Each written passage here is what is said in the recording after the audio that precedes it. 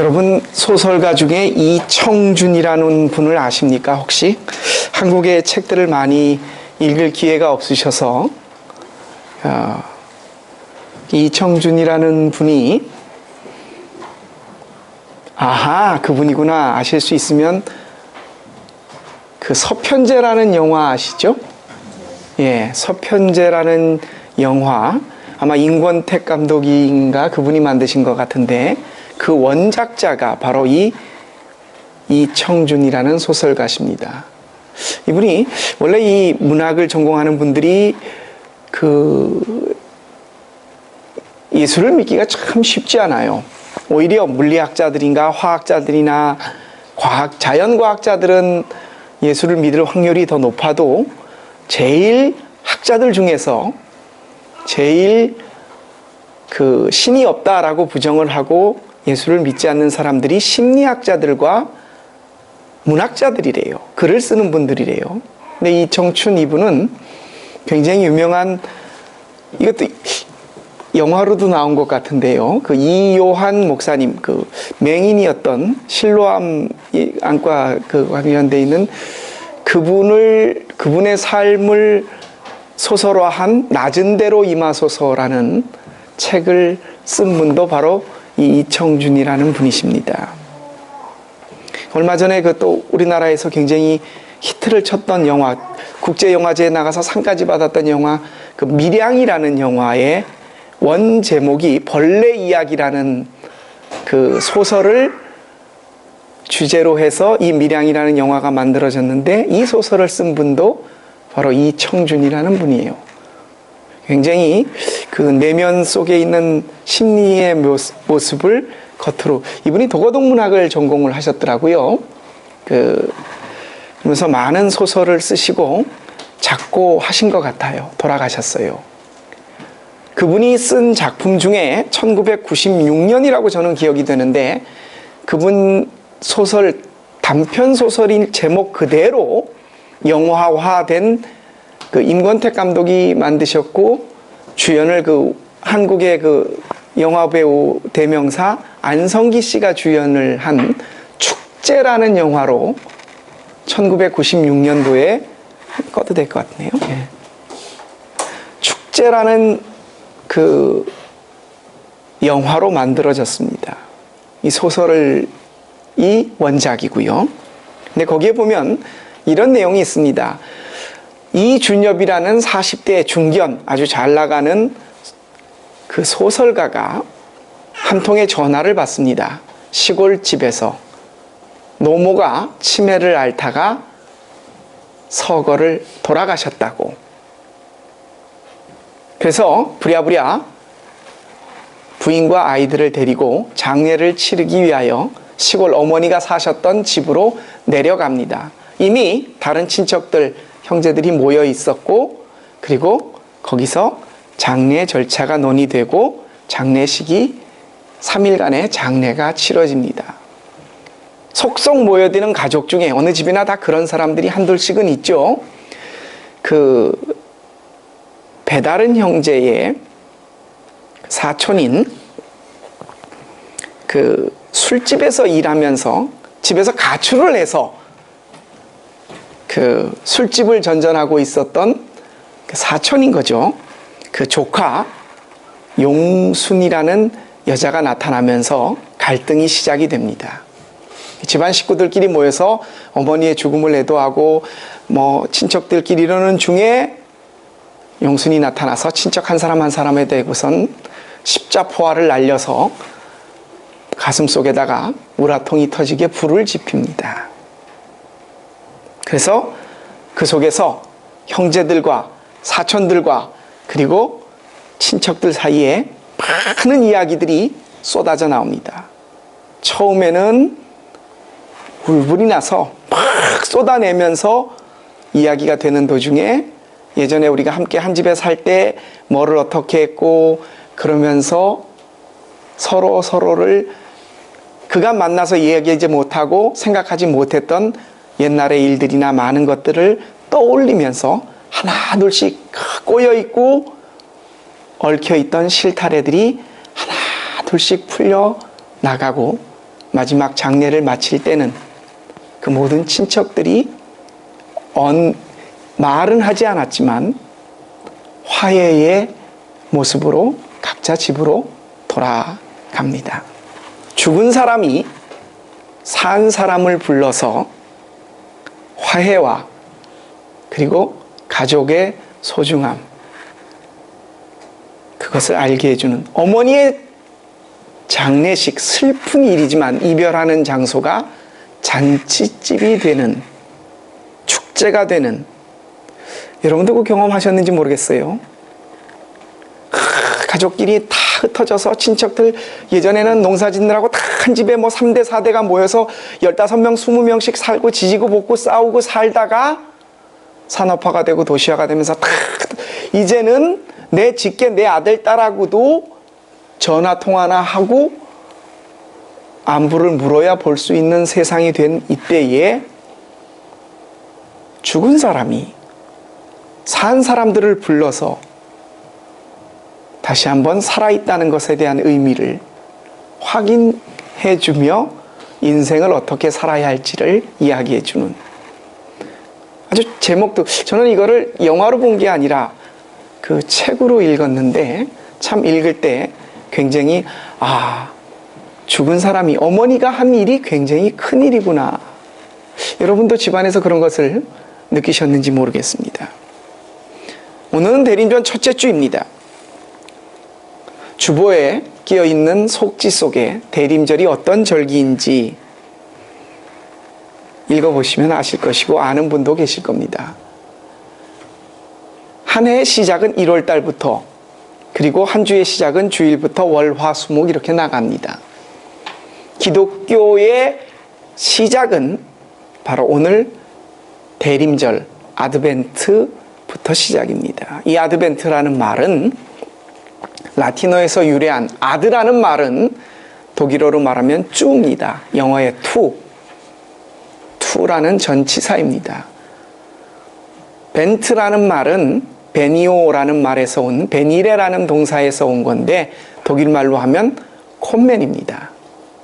쭉 콤맨, 이리로 오는 겁니다. 안콤맨이라고도 할 수 있겠네요. 그렇죠? 오는 겁니다. 강림이라고 어려운 한문으로는 사용을 합니다. 성탄절 4주 전부터 예수님이 오심을 쭉 콤맨하실 것을 기다리는 절기입니다. 우리는 대림절 첫째 주를 맞이하여 조금 전에 성찬식을 거행했습니다. 이 성찬식은 기독교의 의식 중에서 가장 중요한 의식입니다. 기독교 의식 중에 가장 중요한 의식 두 가지를 꼽으라면 세례와 성찬입니다. 세례는 죄에서 돌이켜 회개하고 예수님을 따라 살겠습니다, 나는 이제 기독교인이 되겠습니다 라고 하는 기독교에 입문하는 고백입니다. 그리고 그 고백한 사람이 죄 씻음을 받은 세례를 받고 나서 처음으로 참여하는 의식이 바로 이 성찬입니다. 세례받은 사람들이 나는 예수의 뒤를 따라 살겠습니다 라는 고백의 표현으로 이 세례를 받은 사람에게만 허락된 것이 바로 진정한 성찬 의식입니다. 이 성찬의 의미를 예수님의 오심과 연관지어 우리는 오늘 대림절 첫 주 하나님이 주시는 말씀을 듣고자 합니다. 기독교 의미의 성찬식의 제정은 예수님의 최후의 만찬에서 시작되었습니다.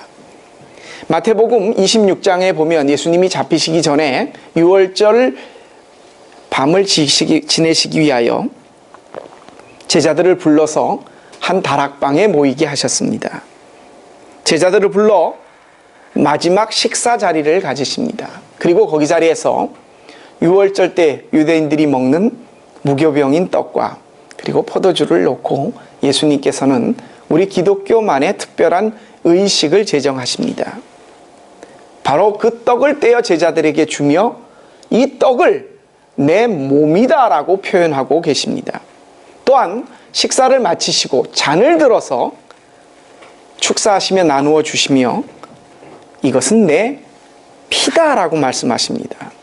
사실 유월절, 유대인들은 그 패스오버, 이 유월절 절기를 지키기 위하여 예루살렘으로 모입니다. 그리고 그 모인 자리에서 가족들이 출애굽 때부터 행했던 어린 양을 잡아서 그 피를 문 기둥, 설주에 바릅니다. 이 피를 바른 의식을 통해서 하나님은 이 집이 하나님의 자녀의 집이구나라고 하고 넘어갔다 라고 해서 유월입니다. 하나님께서 이 집을 패스하셨다. 뭘로요? 문지방에 바른, 문설주에 바른 피를 보고요. 그리고 신을 신고 띠를 띠고 누룩이 들어가 있지 않은 떡을 먹고 그 어린 양을 잡은 양고기를 먹습니다. 예수님께서는 이 유월절, 근 1500년이 넘게 행해져 왔던 유대인들의 의식인 유월절을 가지고 본인만의, 예수님 당신만의 특별한 의식으로 그 떡을 가리켜 본인의 몸으로, 포도주를 가리켜 당신의 피라고 말씀하십니다. 그래서 여러분도 아시다시피 초대교회 때 기독교인들은 참 많은 오해를 받고 그리고 순교를 각오하고 죽어야 했습니다. 이유는 어린아이들을 잡아서 그 피를 마시고 사람의 인육, 고기를 먹는 종교다라는 오해를, 왜? 예수님의 떡을 가지고 예수님의 몸이다 표현을 하고 포도주를 가지고 예수님의 피라고 표현했기 때문에 그런 오해를 받았습니다. 예수님의 이 마지막 식사 자리, 성찬식을 기념하여 교회가 생긴 이후로 여러분, 우리는 한 해에 한 6, 7번 정도 성찬식을 거행합니다. 하지만 초대교회 때는 매주 예배 때마다 성찬이 있었습니다. 그러나 그것은 오늘날 우리처럼 거룩하게 흰천을 덮고 떡을 쫙 이렇게 썰어서 하나씩 나누어주는 그런 의식이 아니라 예배 때의 의식으로 제정된 것이 아니라 정말 말 그대로 우리가 예배 끝나면 내려가 2부 순서로 하는 식사 있지 않습니까? 그런 식사의 자리였습니다. 오늘날처럼 우리를 위해 희생하신 예수님을 희생 제물로서 예수님을 기념하고 생각하는 의식으로 기념하게 된 것은 한참 후대의 시간이 지나서였습니다. 오늘날 우리는 시간과 공간, 매주 성찬식을 하게 된다면 우리야 아주 조촐해서 성찬식을 하기가 그래 시간이 그렇지 않지만 큰 교회 같은 경우는 주일 낮 예배 때는 못하고 저녁 예배 때 주로, 워낙 많은 사람들이 성찬을 받다 보면 몇 부씩 예배를 드리다 보면 그것이 불가능하기에 저녁 예배 때 성찬을 하는 교회를 제가 한국에 있었을 때 많이 봤습니다. 그러나 초대교회 때는 매주 예배 때 이 성찬이 있었습니다. 저녁 식사를 겸한 자리가 바로 이 성찬이었습니다. 오늘 이 고린도 교회, 초대교회 가운데 하나였던 고린도 교회 성만찬 식사에 대한 것으로 한 가지 문제가 생겼다는 것을 우리는 볼 수 있습니다. 오늘 아주 긴 본문을 우리 안재성 집사님이 읽어주셨는데 이 본문 속에서 보면 한 가지 문제가 발생합니다. 뭐냐면 그 당시에 고린도 교회에는 많은 사람들이 예배를 드리기 위하여 모일 때 자기 음식들을 싸가지고 왔어요. 부자들이나 시간이 있는 사람들은 먼저 와서 그 음식을 펴놓고 먹기 시작합니다. 그런데 여러분 아시죠? 노예는, 남의 종으로 있는 사람은 주인이 식사할 때, 저녁 식사가 끝날 때까지는 그 자리를, 그걸 누가 배디낸 합니까? 그렇죠? 종들은 주인이 식사가 끝날 때까지 그 설거지까지를 기다려야 했습니다. 그리고 허겁지겁 예배를 드리기 위하여 모입니다. 변번히 먹을 거나 싸가지고 올 수 있었겠습니까? 이미 넉넉했고 시간이 있었고 부자였던 사람들은 가족끼리 모여서 자기들이 싸운 걸 먹고 마셔서 이미 배가 부르고 성경 말씀에 보니까 취해 있는 사람도 있다는 얘기가 나옵니다. 그런데 자기 주인이 식사를 다 하고 그걸 치우고 정리가 끝나서 부랴부랴 달려온 사람은 먹을 것도 없었고 굶주린 배를 움켜쥐고 그 자리에 참여해야 했습니다. 사도 바울은 그것을 보면서 이것은 전혀 교회 정신에 맞지 않는 것이다. 야, 너희가 먹을 데가 없어 교회에 와서 그렇게 먹고 주의 성찬을 그렇게 욕을 보이느냐? 내가 너희를 이것으로 인하여 책망한다. 신분 간에, 계층 간에 위화감을 조성하고 누구는 먹고 배불러서 취해서 얼굴이 벌게 있고 누구는 배를 줄이며 그 자리에 참석하고 있다니. 바울은 이것으로 인하여 고린도 교회에 책망을 합니다. 그래서 말씀을 이렇게 하십니다. 이 일에 너희를 칭찬하지 아니하나니 이는 너희의 모임에 유익이 못되고 도리어 회로움이라. 그것으로 인하여 계층 간에 아니면은 사람 사이에서 분쟁과 파장이 있고 그로 인하여 교회가 시끄럽다는 이야기를 사도 바울은 전해 듣습니다. 20절의 말씀입니다. 너희가 함께 모여 주의 만찬을 먹을 수 없으니 이는 먹을 때 각각 자기의 만찬을 먼저 갖다 먹음으로 어떤 사람은 시장하고 어떤 사람은 취함이라. 너희가 먹고 마실 집이 없느냐? 너희가 하나님의 교회를 업신여기고 빈궁한 자들을 부끄럽게 하느냐? 내가 너희에게 무슨 말을 하랴? 너희를 칭찬하랴? 이것으로 칭찬하지 않노라. 그러면서 제가 매번 성찬 때마다 읽는 고린도전서에 있는 이 말씀을 사도 바울이 말씀하십니다. 그리고 그 속에 진정한 성찬의 의미와 이유를 근본적으로 설명하십니다. 그리고 28절에 이런 당부의 말씀을 하십니다. 사람이 자기를 살피고 그 후에야 이 떡을 먹고 이 잔을 마실지니 주의 몸을 분별하지 못하고 먹고 마시는 자는 자기의 죄를 먹고 마시는 것이니라. 성만찬과 관련된 고린도 교회 문제는 오늘날 우리가 지금 하고 있는 그런 우리 교회에서는 발생하지 않습니다. 왜냐하면 우리는 진짜 식사 자리로서 성만찬을 하는 것이 아니라 예수님을 기념하는, 예수님의 희생을 기념하는 엄숙한 의식으로 성찬식에 임하기 때문입니다. 그리고 또 결정적으로 우리는 예배 후에 식사를 가져온 반찬을 다 펴놓고 같이 나눠 먹지 않습니까? 내 건 내가 먹는 게 아니라, 그렇죠? 그러니까 고린도 교회 같은 문제는 발생하지 않을 겁니다.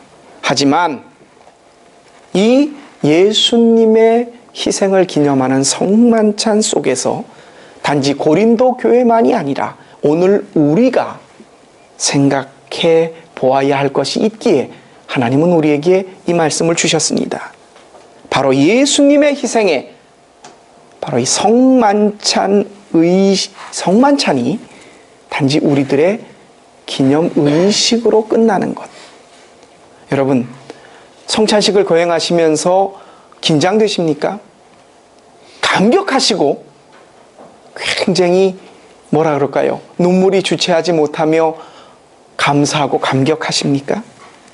오늘 우리는 당연한 예배의 한 의식이고 너무나 당연하고 너무나 편안하게 성찬을 받습니다.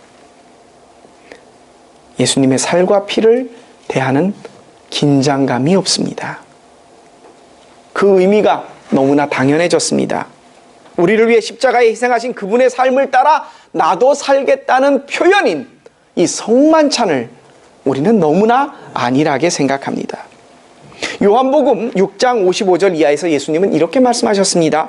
내 살은 참된 양식이요 내 피는 참된 음료로다. 이렇게 말씀하시면서요, 내 살과 내 살을 먹고 내 피를 마시는 자마다 내가 그 안에 거하고 그도 내 안에 거하며 그는 영생함을 가졌다. 이렇게 말씀하십니다. 예수님을 따라 살겠다고, 십자가의 삶을 살겠다고 그분의 살을 양식으로 삼고 그분의 흘린 피를 음료로 마신다고 하는 사람들이 기독교인입니다. 그것도 세례받은 사람들입니다. 우리는 예수님께서 사신 그 삶을 따라 살겠다고 다짐하면서 성찬에 임합니다. 이런 우리의 모습 속에서 정말 오늘 우리가 받은 성찬의 음식, 예수님의 살과 피의 냄새가 나느냐는 겁니다. 예수님은 당신을 우리에게 식사의 요리로 당신을 주셨습니다. 당신을 살을 먹으라는 거예요. 그리고 당신의 피를 마시라는 겁니다.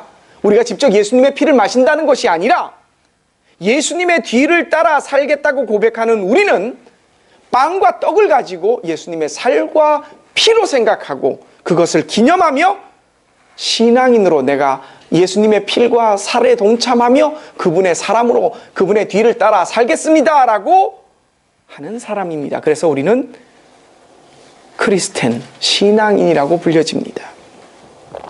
근데 여러분, 우리가 먹은 예수님의 살과 우리가 마신 예수님의 피 속에서 우리 속에 들어갔잖아요. 예수님의 냄새가 납니까? 여러분, 마늘이 들어간 음식을 먹으면 치과 가서, 여기 간호원 하셨던 분들 그런 얘기 많이 하시더라고요. 이틀 전, 3일 전부터 수술방에 들어가거나 뭐 하기 전에는 마늘이 들어간 음식을 먹죠. 왜요? 단지 입안만 깨끗하게 씻는 게 아니라 우리 땀구멍으로 기화돼서 코에서 쓰는 숨으로도 마늘 냄새가 나요. 저는 독일 땅에 처음 와갖고 독일 사람들 그 비행기 탄 루프트한자 속에서 그 노린내, 나중에 알고 봤더니 그게 치즈 냄새래요. 캐제 냄새예요. 우리가 노린내라고 하는 게 먼 음식을 먹으면 그 음식 냄새가 내가 아무리 숨기고 싶어도 양치질을 해도 납니다. 예수님의 살과 피를 마셨다고 하는 우리, 정말 예수님 냄새 납니까? 고린도 교회 속에 보여졌던 성만찬과 관련된 일들, 서로 각자가 싸운 음식을 먹고 마시고 취한 사람이 있는가 하면 주인의 일을 돌봐주다가 나중에 겨우 시간 내서 눈치 보고 달려와서 배를 굶으면서 그 자리에 참석한 사람들, 우리 가운데는 없습니다. 먹는 것으로 인해서 계층이 나누어지고 그것 때문에 마음 상한 사람 없습니다. 그렇지만 우리는 너무나 성찬이 당연합니다. 우리가 지난주에 북한과 관련되어 있는 영상을 보고 함께 중보기도를 드리고, 전 세계에서 제일 많이 기독교인들을 박해하는 게 무슬림이 아니라 1위가, 그 지수가 93되는 북한이었습니다. 북한에 선교하시는 분들 이렇게 보면 이름이 절대 나타나지 않고 그 돈을 어디다 어떻게 줬다라는 것까지도 밝히지 않아요. 왜? 그게 드러나게 되면 북한 공안 당국에 의해서 발각이 되기 때문이래요. 근데 그분들이 부모님으로부터 물려받았던 신앙을 가지고 예수를 믿습니다. 근데 세례를 받고 성찬식에 참여를 해야 되잖아요. 어떻게 하는지 아십니까? 목사가 있는, 신부가 있는 압록강, 두만강을 건너 중국 땅으로 와서 그걸 받고 간대요. 없으니까 목숨을 걸고 성찬 한번 받자고, 예수님의 피와 살을 한번 먹겠다고, 여기 중에 그 목숨 걸 사람 몇 명 되겠습니까? 목사님, 저도 쉽지 않을 것 같아요. 우리는 너무나 쉽게 예수님의 피입니다, 잔입니다, 아멘 하고 받아 먹고 마십니다. 그렇게 했다고 하더라도, 우리에게는 그게 당연한 것이 주어져서 감사함으로 받았다고 하더라도, 여러분 생각해 보십시오. 마늘 먹으면 마늘 냄새가 나고 치즈 먹으면 치즈 냄새가 나는데 우리의 삶 속에서 예수 냄새가 나냔 말입니다.